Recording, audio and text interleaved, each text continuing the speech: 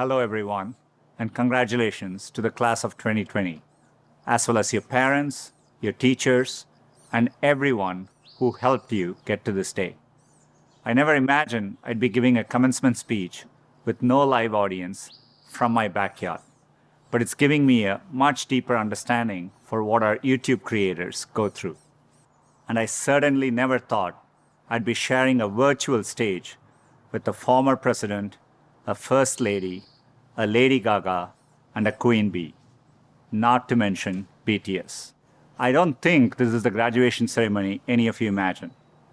At a time when you should be celebrating all the knowledge you've gained, you may be grieving what you've lost.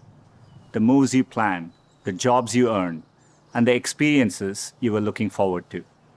In bleak moments like these, it can be difficult to find hope. So let me skip right to the end and tell you what happens. You will prevail. That's not really the end of the speech, so don't get too excited. The reason I know you'll prevail is because so many others have done it before you. 100 years ago, the class of 1920 graduated into the end of a deadly pandemic. 50 years ago, the class of 1970 graduated in the midst of Vietnam War. And nearly 20 years ago, the class of 2001 graduated just months before 9/11. There are notable examples like this. They had to overcome new challenges, and in all cases, they prevailed. The long arc of history tells us we have every reason to be hopeful. So, be hopeful. There is an interesting trend I've noticed. It's very conventional for every generation to underestimate the potential of the following one. It's because they don't realize that the progress of one generation becomes the foundational premise for the next. And it takes a new set of people to come along and realize all the possibilities. I grew up without much access to technology. We didn't get our first telephone till I was 10. I didn't have regular access to a computer until I came to America for graduate school. Under television, when we finally got one, only had one channel. So imagine how awestruck I am today to be speaking to you on a platform that has millions of channels. By contrast, you grew up with computers of all shapes and sizes.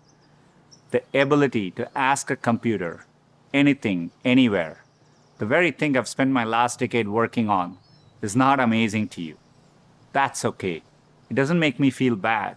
It makes me hopeful. There are probably things about technology that frustrate you and make you impatient. Don't lose that impatience. It'll create the next technology revolution and enable you to build things my generation could never dream of. You may be just as frustrated by my generation's approach to climate change or education. Be impatient. It'll create the progress the world needs. You will make the world better in your own way, even if you don't know exactly how. The important thing is to be open-minded so that you can find what you love. For me, it was technology. The more access my family had to technology, the better our lives got. So when I graduated, I knew I wanted to do something to bring technology to as many others as possible. At the time, I thought I could achieve this by building better semiconductors. I mean, what could be more exciting than that? My father spent the equivalent of a year's salary on my plane ticket to the US so I could attend Stanford.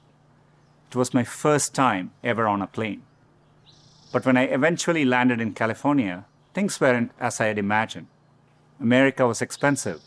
A phone call back home was more than $2 a minute, and a backpack cost the same as my dad's monthly salary in India. And for all the talk about the warm California beaches, that water was freezing cold. On top of all that, I missed my family, my friends, and my girlfriend, now my wife, back in India.